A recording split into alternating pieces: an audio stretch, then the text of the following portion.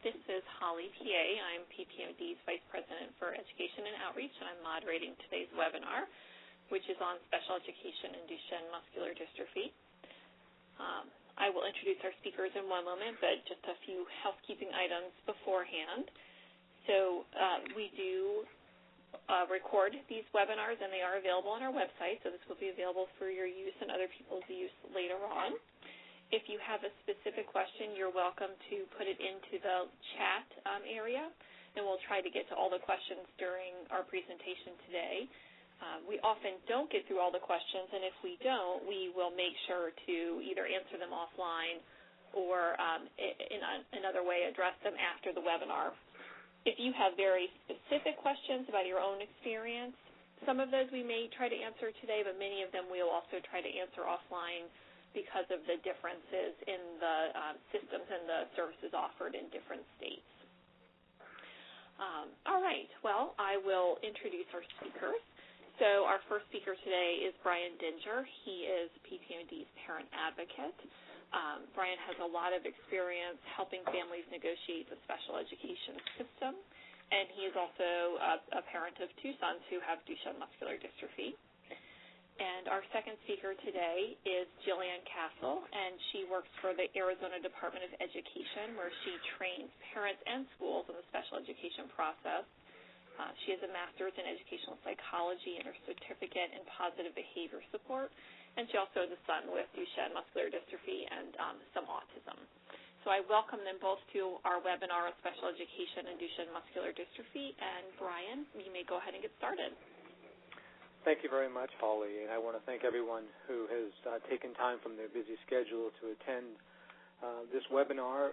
This is an important time of year for families as everyone is preparing to re-enroll their children in school or they're graduating to another grade level, and oftentimes families, especially those who have a child affected with Duchenne muscular dystrophy, are taking a look at what educational resources are available to support their child in the school setting. So I'll first discuss the outline of the topics we intend to address today. And as Holly has mentioned, our effort is going to cover these topics broadly. There are specific reasons where the law is very, very broad, and there are other areas where the law is very specific. And in those instances where it's broad, some states have taken a different understanding of how to address specific topics, and so you may find some disparity or some differences from state to state in the use of special education law as it applies to individual students. So the first topic we'll address are the special education basics, and what I will plan to address there will be the differences between the Individuals with Disabilities Education Act and Section 504 of the Rehabilitation Act of 1973. Next, Jill Castle will cover specific learning disabilities and behavioral interventions. Then we will have an IEPs primer discussing, again, but more on a broad level, what to anticipate in an IEP, in the enactment of an IEP after evaluation, and what some of the key points may be in a typical individual's IEP. Jill will discuss related and other services and modifications for Duchenne, and then we have a list of resources we think might be useful, and at the end we have time devoted to answering individual questions. So I'd like to get started with taking a look at the two laws, the Individuals with Disabilities Education Act and Section 504 of the Rehabilitation Act of 1973.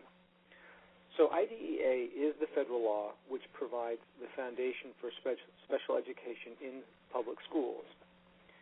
The From the language from the Code of Federal Regulations, the purpose of the law is to ensure that all children with disabilities have available to them a free, appropriate public education that emphasizes special education and related services designed to meet their unique needs and prepare them for further education, employment, and independent living. And probably one of the key words in that whole paragraph is the fact that they're describing unique. The Individuals with Disabilities in Education Act is looking at the child as a unique individual. Now, these same regulations do apply in some part to children placed parentally in private schools, yet in order to access a free, appropriate public education, students would need to either transfer to a public school or be subjected to the limitations where public agencies do set aside some amount of monies for services, but they're much more limited in the private school setting versus public schools. Additionally, some states even provide some services in parochial schools, but again, this is a very, very difficult area to negotiate, so families are often advised to place their child in a public school setting in order to achieve the most services for their child. IDEA spells out what is meant as a disability and assigns categories for eligibility. And again, from the Code of Federal Regulations, the language is quite clear: having mental retardation, a hearing impairment, a speech or language impairment, visual impairment, a serious emotional disturbance, an orthopedic impairment, autism, traumatic brain injury, and other health impairment, a specific learning disability, deafblindness, or multiple disabilities. The law is also clear that due to the nature of these disabilities and the effect on participation in the general curriculum is what makes a child eligible for special education and the related services. And contrary to some people's opinion, a diagnosis of Duchenne muscular dystrophy does not guarantee a student eligibility for special education. The child must require a program of specialized instructions based on their specific needs. So what I've done here on this particular slide is I posted from the Code of Federal Regulation the purposes for the law.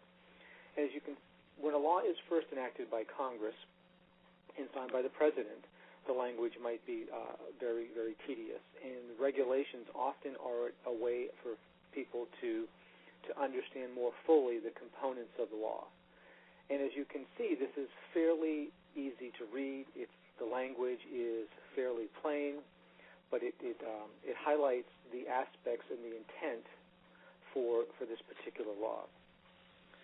So under DEA, each student suspected of having a disability must be identified and evaluated to determine whether they have a disability, and again, if that meets the need for special education services.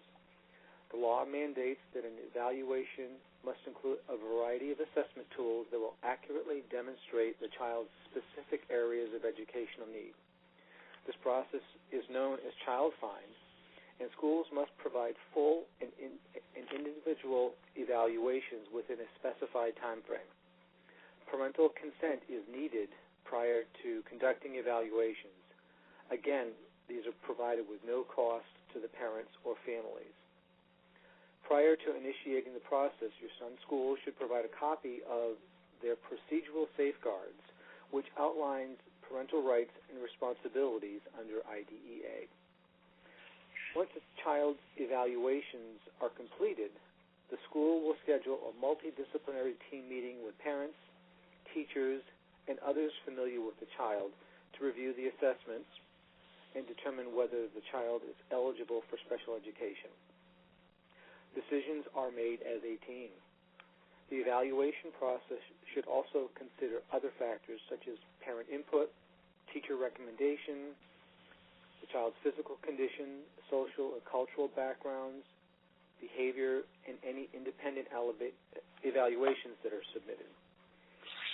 Should a child be considered eligible, the group conducts an individualized education program meeting to determine appropriate services, supports, accommodations, and modifications needed based on the evaluations and established goals. So we'll discuss more of this later.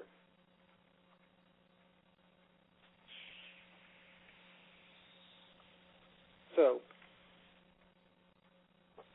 this next slide, again, describes what a child with a disability means. This is, again, the language from the law, and it just validates the fact that the language is fairly understandable. The category that a child is assigned under IDEA is not as relevant as the services that are needed and the fact that the child needs these services to ensure educational benefit. Now we'll contrast this with Section 504 of the Rehabilitation Act, often referred to as either Section 504 or just plain 504. So this is a civil rights law that prohibits discrimination on the basis of disability in programs and activities, public or private, that receive federal financial assistance. If a private school is receiving any form of federal assistance for a particular program, by law, that program in some way must be available to an individual with a disability. Under 504, a person with a disability is simply one who has a physical or mental impairment which substantially limits one or more major life activities. They have a record of such an impairment, and that it is regarded as they are regarded as having such an impairment. From the Code of Federal Regulations, major life activities are defined as functions such as caring for oneself, performing manual tasks, walking, seeing, hearing, speaking, breathing, learning, and working. As you can see, the language here is not as clearly defined as under IDEA. So the process for identification of an eligible child is similar as it is for IDEA. The schools must inform parents of their intent to evaluate their child, yet written consent, and this under 504 is not required. Appropriate evaluations are ordered to determine whether or not a student has a disability, and when completed, again, a multidisciplinary team will meet to determine eligibility. Unlike under IDEA, Section 504 does not require parents to attend 504 meetings. Parents are invited, but schools are required to allow parents access to student records in the final 504 plan. If a child is determined as eligible under 504, yet not eligible under IDEA, the team will conduct a 504 meeting to develop a plan that outlines accommodations, modifications, and other services needed for the child to have access to programs and activities. For many good reasons, schools typically include parents in all these meetings, avoiding challenges and mediation.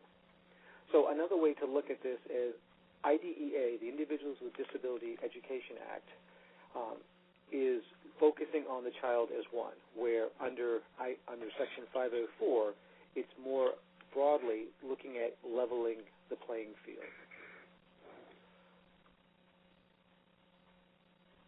So the major differences between Section 504 and the Individuals with Disability in Education Act are that under IDEA, students are ensured a free, appropriate public education from which they receive educational benefit. Under 504, students are provided an appropriate education comparable to their peers. You can see the difference. IDEA is a federal statute whose purpose is to ensure a free, appropriate public education for eligible students with disabilities who fall within one of the specific categories as defined in the law. Where under 504, it is a civil rights law which is protecting the rights of individuals with disabilities in any school or institution receiving federal funds to provide persons with disabilities an opportunity to fully participate with their peers. IDEA allows parents to request an independent educational evaluation at the school's expense if parents disagree with the evaluation obtained by the school district. 504 makes no such allowances.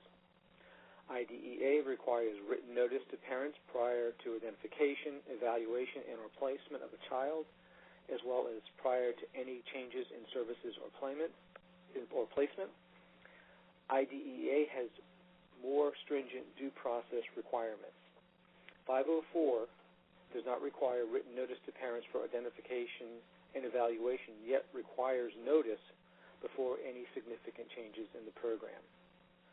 IDEA is overseen by the Department of Education's Office for Special Education Programs, where 504 is overseen by the Department of Education's Office for Civil Rights. And that's a brief synopsis of the differences between the two laws. Jill? Hi, this is Jill Castle. I wanted to discuss some of the other areas. Whether your child qualifies for an IEP or a 504, a portion of our boys do have areas of concern in their learning abilities. Oftentimes you may have a diagnosis of issues such as ADHD or autistic spectrum disorder. Oftentimes some of our boys will exhibit these characteristics but not have a formal diagnosis. Either way, they can be addressed in both the 504 and the IEP. The difference would be in the 504, we would look at doing some accommodations but not changing instruction. Whereas if they need supports in specializing the instruction or they need services for these issues, then we're looking at incorporating that into their IEP. One of my main concerns is that if your child already has an IEP or is receiving special education and perhaps they're under another health impairment or it's seen as mostly a physical disability, but they're struggling with things that a lot of our boys struggle with the executive functioning issues, organization, those types of things, we can look at the total picture of the child and incorporate those services into the IEP. The IEP is very clear that we need to look at the functional performance of the child, not just the category of the disability. So therefore, any things that are going on in the learning area that are impeding access to the curriculum or making it difficult for the child to learn or make progress needs to be addressed in the IEP process. We have to make sure that that information is present in the IEP, and the beginning of the IEP is called the present level. That's the first couple of pages that have paragraphs that describe your child. The description should be complete enough that if an outside person were to read it, they would have a nice picture of your child. And in that present level, you're going to have numbers and information that they took from data. Oftentimes, the parents can attach a statement and they can add information about their child. If you have concerns about your children's behavior or their social skills or some of their learning issues, those need to be in the present level. Once they're in the present level, then the school can provide goals for those, and those can then require services. For ADHD, we will see children that have the ability to attend. They have trouble breaking down content. They perhaps have trouble getting motivated to do work that isn't of interest to them. Most of their work is interest-driven.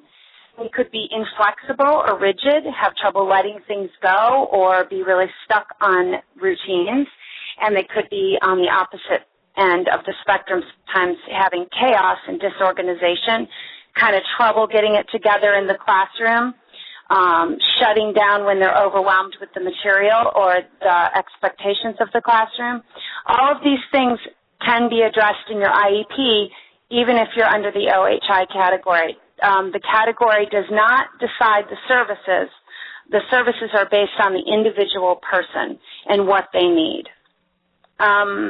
I also wanted to discuss specific learning disability. If your child is having trouble, you can request evaluations in that area as well. They have the legal obligation to request in all suspected areas of disability. Therefore, even if your child is struggling with social skills or communication or behavior in the classroom, they do need to go ahead and evaluate those areas as well. And some of our younger kiddos, they need to sometimes look at sensory integration issues and provide services for that, which we'll cover on another slide. Behavior. When we talk about behavior, instantly people think that means non-compliant or bad behavior. And so often we'll say, my child doesn't have behavior problems. But then the teacher tells you that they're having trouble breaking down content, or they shut down, or they don't cooperate. They're kind of rigid in their compliance in attending to things. Those are all things that we can address with behavioral supports. It's a lot broader of a spectrum than people realize. And other students with disabilities such as ADHD or autistic spectrum, the schools are very used to putting in those supports for those children, so there's no reason why you can't have them utilize supports that they're already using to help your child in those areas. If you think there's a problem and the school is not understanding it and nobody kind of has a handle on what's happening, you can request a functional behavioral assessment. Since there is no test for behavior, this is a collection of data. They'll interview you, they'll interview the school, the teacher. It should be taken from a multifaceted approach from a bunch of different people, the same way the regular evaluations are taken. And the same 60-day timeline applies to that as well, so you need to put that in writing. And what they do then is they watch and they look for the function behavior. Is the child shutting down because they're trying to avoid a task? Are they acting out because they're trying to avoid a task? If they're acting out and someone's taking them out of the classroom, then they're rewarding them to avoid that task. So you want to really look at the function of their behavior in that setting so that we can change the environment to help support their learning. Once they gather all that data, they will call a meeting. You'll go over the data, and the team, including you, will then create a behavior intervention plan. Most people don't understand the plan is actually, it's not necessarily completely for your child. It's more for the staff and the environment around. So with that plan needs to come some supports for the staff. They need to change their behavior in order for the child to respond differently and put some supports in place. So part of that behavior plan should include education for the staff, education for parents, so that everybody can get on the same page. Punishing a child might stop a behavior, but it doesn't get their need met, so their behaviors will come out in another way. So these are really helpful ways to address some of the ADHD or autistic spectrum or social skill behavior issues that are going on in the classroom that people might look over and not really address because they just look at the Duchenne label and they don't realize that some of these things might be a component of that as well. Brian, you're on. Okay, thank you, Jill. And you probably, if you're listening, you can hear there's some continuity in what Jill has been saying and what I've been saying in terms of, for example, the fact that the categories do not make the difference in a child's educational plan. It's what is needed for them to be successful. So at this time, I'd like to discuss some of the components, the process for developing an IEP. The IEP is the tool that outlines a student's present level of academic achievement and functional performance based on the assessments and evaluations, as well as parental input and the input of others who know the child. And these are used to establish academic and functional annual goals. Once a child is found eligible under IDEA, a team of educators, a special education instructor, parents, and, as appropriate, others who have knowledge or special expertise regarding the child meet to develop an initial IEP, and moving forward, they update and revise as needed. So IDEA regulations outline the members of the child's IEP team. The first person mentioned in the regulations are the child's parents. And then the list includes at least one of the child's regular education teachers, one special education teacher, a representative from the public agency, which is the school, qualified to provide specially designed instruction and is knowledgeable of the general education curriculum, as well as is competent in the resources, in other words, funding, for the public education, for the public agency. The team must have a representative who can interpret the instructional implications of the evaluation results, and at the discretion of the parent or the agency, other individuals who have knowledge or special expertise regarding the child, including related service personnel, in other words, physical therapists, occupational therapists, speech and language pathologists are invited. When appropriate, and by age 14, the child is also invited to these meetings. IEP meetings will be scheduled with enough advance notice and when convenient for parents to attend, and it is a mutually agreed upon place and time. Parents may request in writing follow-up meetings as needed to revise their child's IEP. So an IEP is not a document written in stone. It is a living, breathing document that follows your child through his educational career, and as necessary, these are updated to follow changes in your child's development. So specifically from the Code of Federal Regulations, a child's IEP must include a description of how the child's progress towards meeting the annual goals will be measured, and when periodic reports on the progress the child is making towards meeting the annual goals is sent out. It used to be quarterly, but now it's done at ranking periods or at other preordained periods of time. The IEP must include statements of special education and related services, including supplementary aids services, and a statement of the program modifications or supports for school personnel as needed to ensure success, and when and how often they are removed from the regular classroom setting.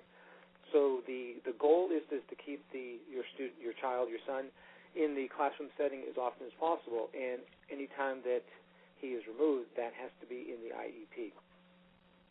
Keeping a student in the regular classroom setting is a primary objective. Additionally, an IEP must include a statement of any individual appropriate accommodations that are necessary to measure the academic achievement and functional performance of the child on state and district-wide assessments. Most states have specific tests that they provide in order to maintain their status with the No Child Left Behind legislation. And if there are changes made into how a student takes a test, whether there is more time needed, whether there is a scribe provided, whether there are frequent breaks provided, these must be included in the IEP. The principle of a free and appropriate public education in the least restrictive environment guide the development of an IEP. And in the public school setting, the least restrictive environment is the classroom setting. So going back to 504 briefly, a 504 plan will outline the accommodations and services a student will need to remove obstacles to accessing school programs and activities, including extracurricular activities and field trips. Many of the same accommodations under IDEA may be included in a 504 plan, but plans, services, and accommodations may vary greatly by state in their interpretation of the law.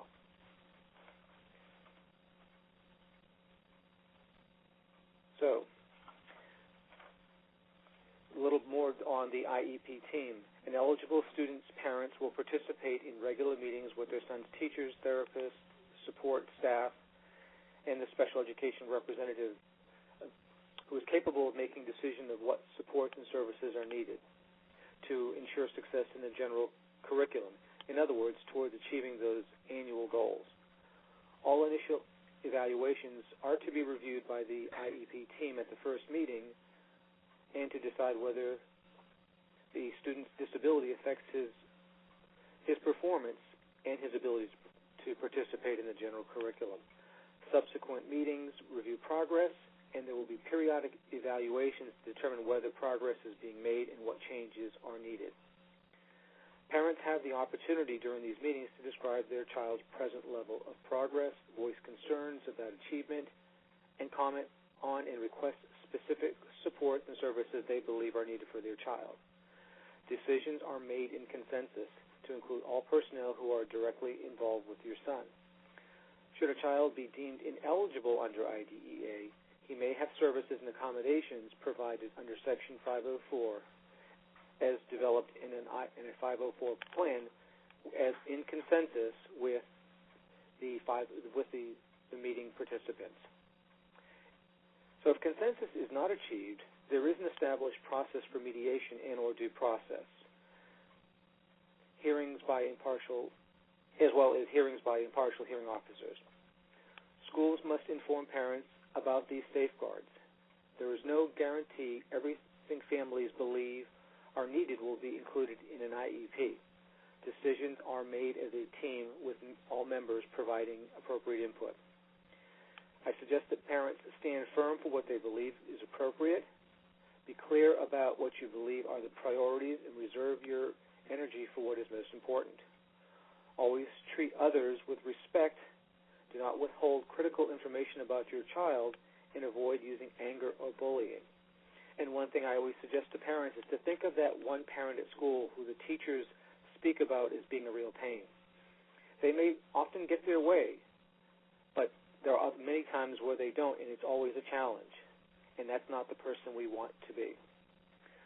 There may be many differences in interpretation of specific findings, and what a parent believes is important may not be considered necessary by the school. Being prepared improves chances that requested services are provided and conflict and disagreement is minimized. Invite people familiar with Duchenne muscular dystrophy to attend the IEP meetings, especially when there is reason to believe additional support is needed. This may include medical professionals. It may include advocates and staff from organizations from the Muscular Dystrophy Association. Some key points to consider are to take notes of any conversation that you have between yourself and members of the school, keep an organized file of all your records and all discussions that you have, and keep this in chronological order. My two sons are older, and I have notebooks that are many inches thick with all their documents, and I can go back and look at their progress and be knowledgeable and be happy that they've achieved whatever they have based on the supports and services that they've gotten, and going back makes me knowledgeable about any changes that they were made and why. Another point is to be known at the school. Volunteer when possible. Take time to speak with your son's teachers about Duchenne muscular dystrophy outside of the meeting to increase awareness and understanding. Beginning with the first IEP to be in effect when your son turns 16, the IEP must include post-secondary goals based on transition assessments related to training, education, employment, and where appropriate, independent living skills. So consider vocational rehabilitation. What is the need and what is the goal? And if they all come in together, then these are included in that transition IEP.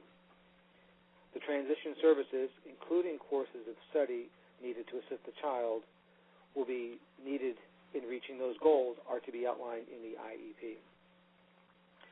IDEA has a provision for parent counseling and training to assist parents in understanding the special needs of their child. They also have provisions to provide information about child development and to help parents acquire necessary skills that allow them to support the implementation of their child's IEP. Additionally, provisions are made allowing for teacher in-service training related to your child's specific needs. And finally, there are federally funded parent training and information centers in each state that are part of the IDEA process that they were mandated under law that provide advocacy training for parents, and parents may find a supportive advocate or get advocacy training that can help them to navigate the special education process. And these depending on your state, there may be one or there may be multiple centers available throughout the region. Joe.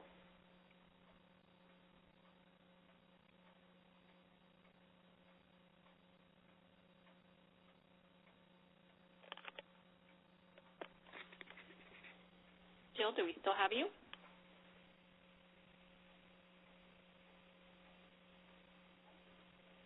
Uh-oh, I'm afraid we might have lost Jill.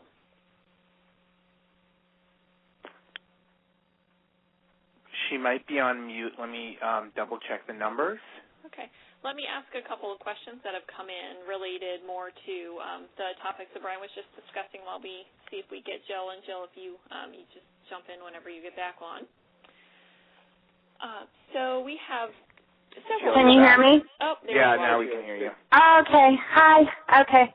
I put the accommodation slide up so that you could look at the verbiage. It's important for you to know the difference between an accommodation and a modification. Parents often don't understand the difference, and it's really specific, especially back to if you're deciding whether a 504 or an IEP is appropriate. Accommodations can be done in a 504, and you don't necessarily need an IEP for this. And there's your right to ask for either one, whether you have special education or not, if you have the disability like Brian discussed. Those are just adjustments made by the teachers. They aren't actually changing any of the curriculum or changing any of the instruction. They're just accommodating. Here's some examples. Maybe it takes your child longer to get to class, or they need longer test time taking. I get a lot of homework calls. They can modify the amount of homework that they need to do for exhaustion reasons. They can put e-books on iPads so they don't have to carry them around. And I saw that Brian asked what website to get e-books that the schools are signed up with, and it's called bookshare.org, just so you know. Also, speech-to-text software, any of the other assistive technology, tape recorders, scribes, those types of things. Now, none of that is changing content. An example of a modification would be perhaps your child understands everything that they're being taught in the classroom, but their output is a little delayed. So perhaps they can't demonstrate their knowledge as well and fast and efficiently as other people. So perhaps the special education teachers modify the test to cover the content, but to cover it in an easier way for them to take. That's actually changing the instruction. That's changing the materials. That would be more of a modification. And those can be done as well with the use of your special education teacher and your resource time where they pull you out, those types of modifications. Related services. Now, lots of different things are considered related services, and actually I just got done with a law conference, and parent training and support staff, training for the staff, are both considered related services. Occupational therapy, when our children are young, that might include sensory integration training. If they're, having issues with that, I see that to be more and more common in some of our younger boys. An occupational therapist can deliver some of the services. And then when they get older, you might want to work on your writing. And if they're struggling with writing, that's where we use our occupational therapist to start working on keyboarding or using an on-screen keyboard with a mouse.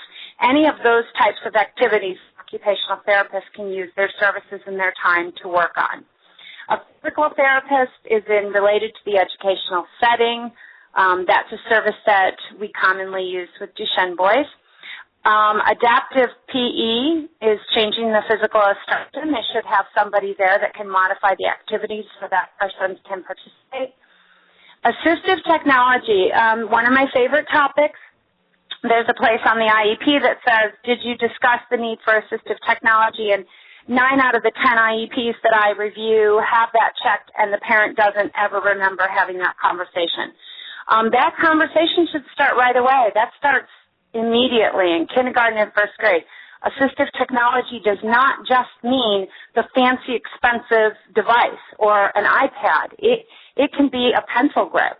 So it's everything from a simple thing to a very complex thing depending on your child's need, and it's just a tool to allow them access to the curriculum. There's lots of great stuff out there that can make life so much easier for our boys so that they stay motivated, they stay engaged, they're not overwhelmed or exhausted by the workload that they have, and they can give their best performance and learn to the level that they deserve to be learning. Speech therapy. A lot of our parents will say that their boys have surpassed speech therapy because they no longer have diction or articulation issues. Actually, in some of our boys, we have some social skills or communication issues. Some of our boys have what we call reciprocity issues, where they have trouble with exchanges, going back and forth in a conversation. They maybe have trouble asking questions. Maybe they only stick to one topic that they're interested in and they don't know how to have diverse conversations. Or they have impulsivity because they have ADHD or some executive skills that they need work with. Those are things that can be covered by a speech therapist. Speech therapists can also be instrumental in maybe putting small social groups together so that they can learn how to do these things in context rather than just one-on-one with a therapist. And then they cover transportation. There are other related services, but I'm just highlighting the ones that are commonly used by our boys. I think we are on resources now. Brian made a really nice list of resources. I had Ryan add my page, if you see at the bottom, the parentprojectmd.org, Jill's resources. For what I did was put up on the page, I put all the documents and resources that I just get commonly asked for, requesting evaluations, what should be included in evaluations, how to put behavior goals or social skill goals in an IEP. I put case law on service dogs up, the most current case law, just assistive technology tools, anything I could think of that I'm asked for on a regular basis is up on that page as a PDF. Brian, do you want to round out these resources? Sure. The first two, rightslaw.com and NICS.org, are probably the most comprehensive in terms of covering the various topics in which Jill and I have spoken about.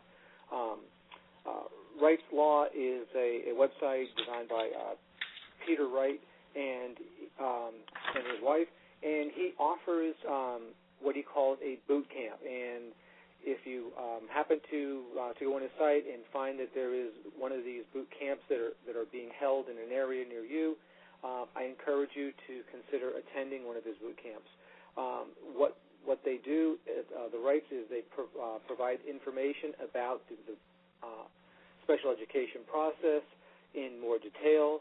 They help families to read and understand the law, as well as they also help you to cross-reference against case law, so that it does not make a parent an attorney, but it helps you to think and to rationalize decisions that are being made and to understand the limitations as well as the promise within the law. LD Online is another, and Family Voices. These are two great websites that do have more specific information about the special education process, but they are both helpful for families looking for information and just trying to get a leg up on the process. IDEA.ed.gov is the Department of Education's site, and it's a very comprehensive site that outlines all of the language. It provides links to the Code of Federal Regulations, as well as provides some discussion about the various topics. Yellow Pages for Kids provides a state-by-state listing of various resources that are available in terms of education. It's a service of the rightslaw.com webpage, and if you're looking for a Parent Training and Information Center, they're going to be listed there. Parent Project Muscular Dystrophy, if you go to their education site, there is a great list of available resources. And speaking of resources, Holly alluded to this at the beginning of the discussion.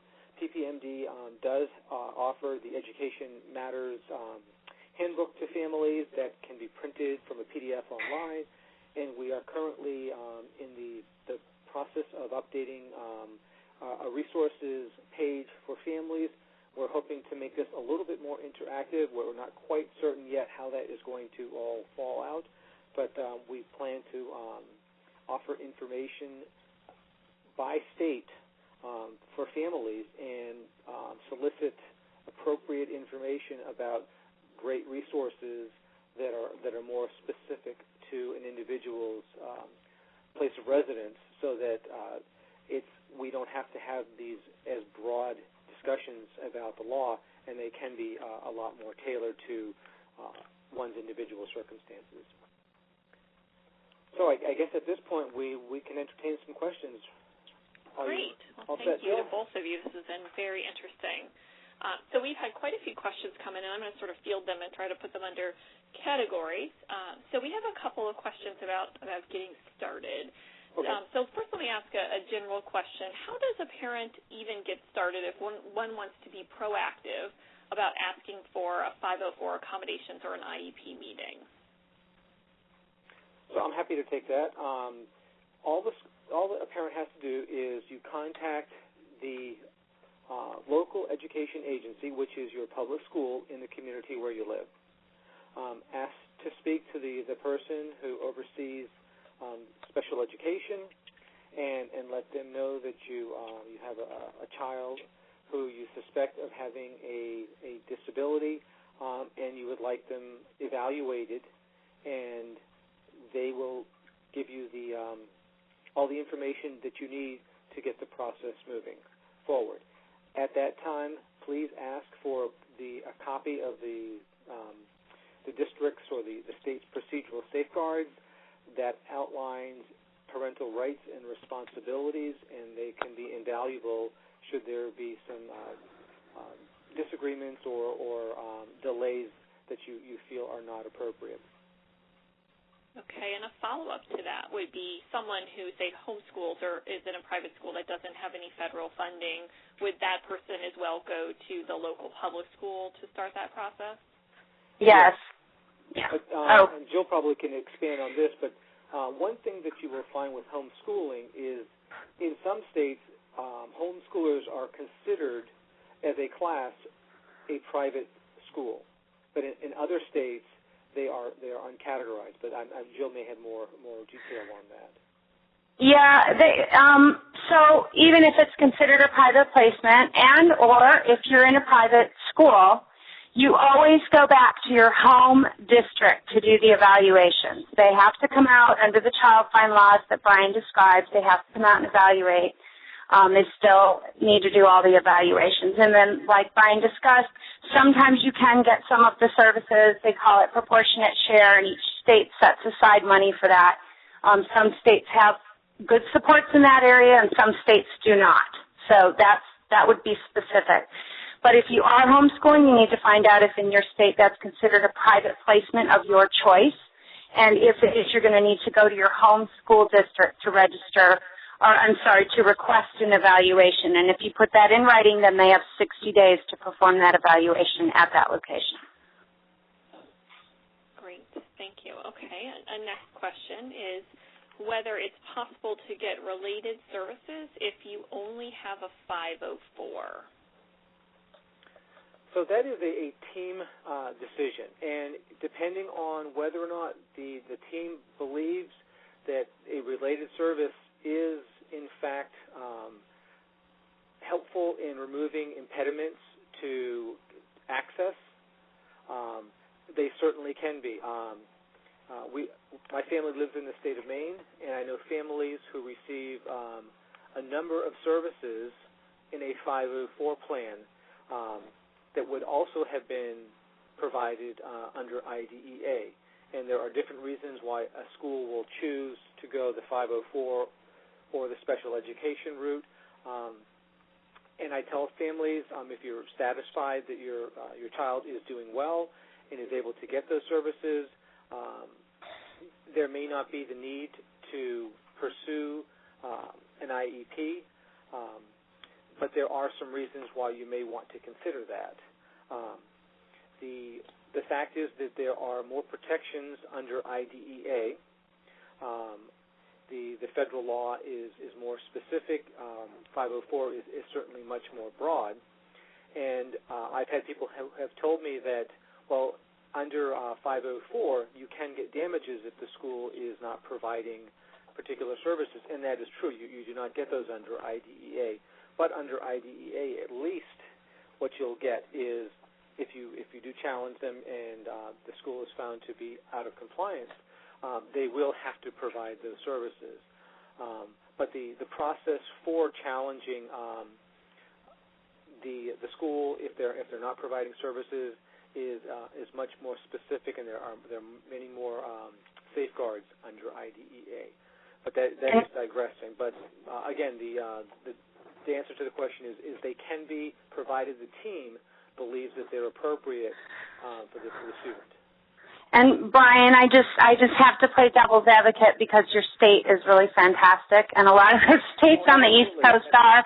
And most of the parents that I work with, their school for 504, they don't have any funding attached, so they readily provide related services. It's very, very difficult to get. In which case, we recommend that you would then pursue an IEP. Right. So the point was that is not that to pit one against the other, but if in a case where a school is providing those services, you may not need to challenge. But if they're right. not, if you're not getting them either way, then certainly the way that you're describing is far superior. Right. Okay. Okay, so moving to IEP, we have several questions related to IEP, and I'm going to lump a few of them together, so I think they may have sort of similar answers. So we have a question about a school that says no to an IEP. Brian, you gave some tips there.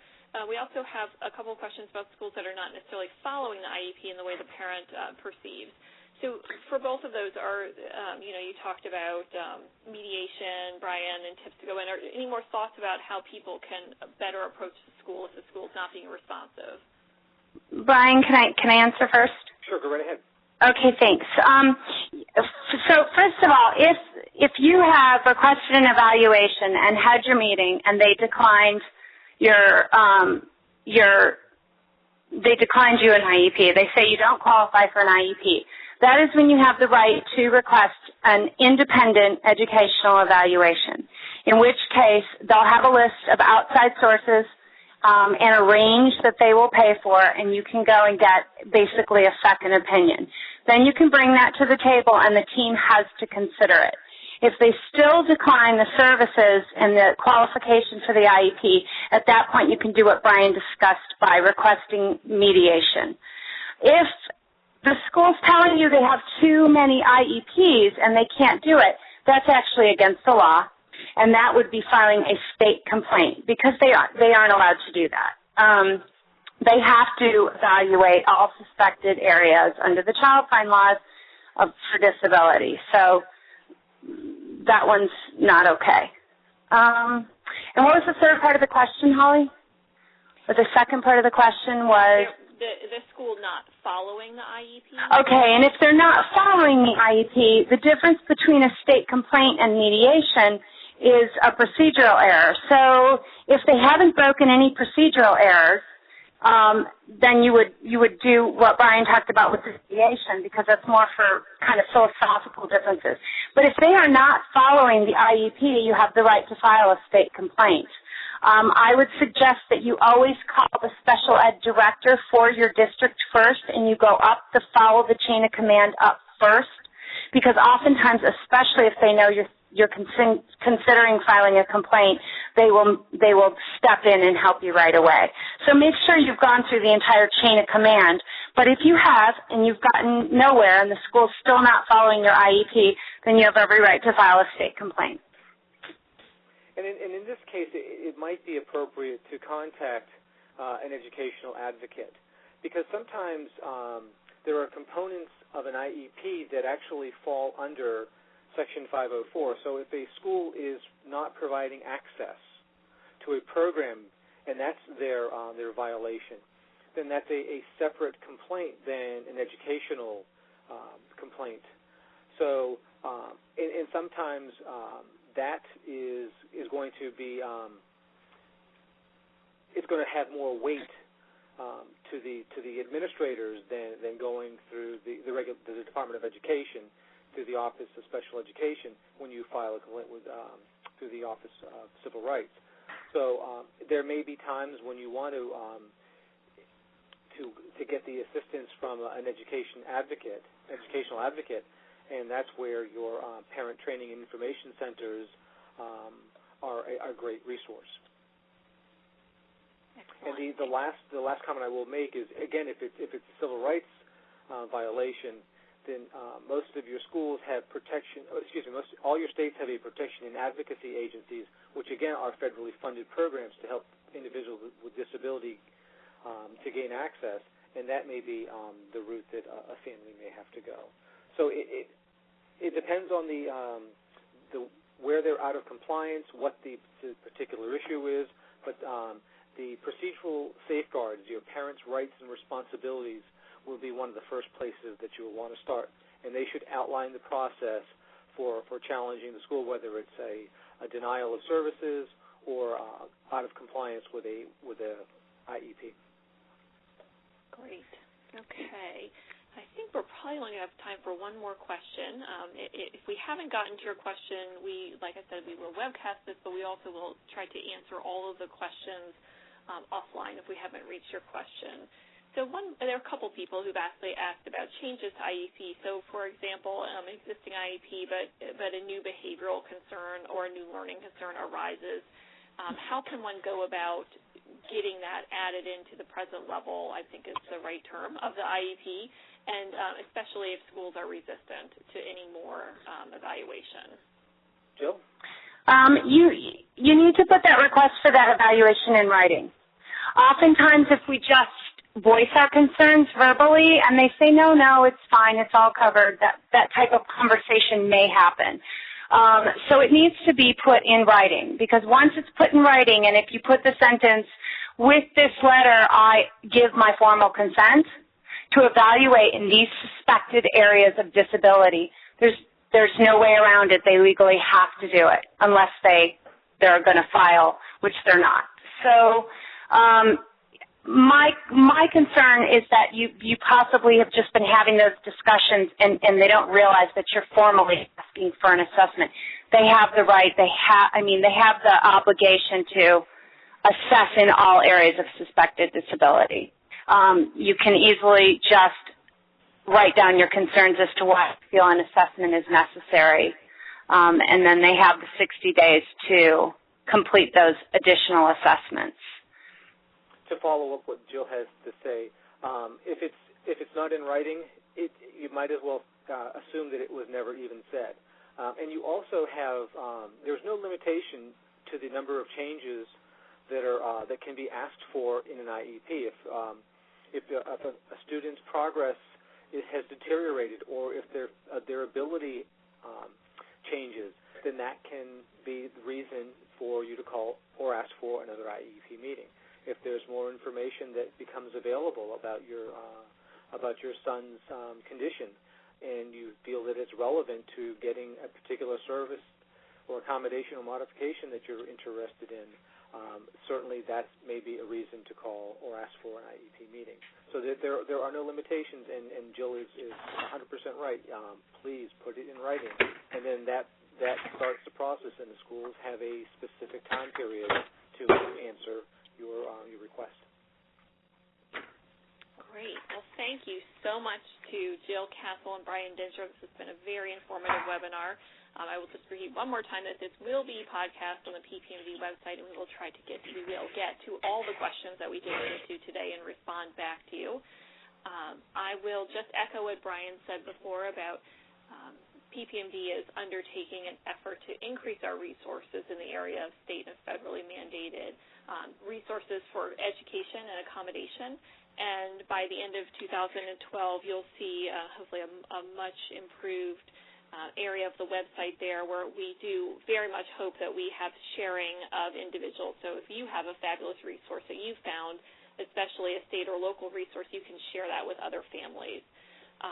So we're looking forward to that, and this is the first step in that effort, this webinar.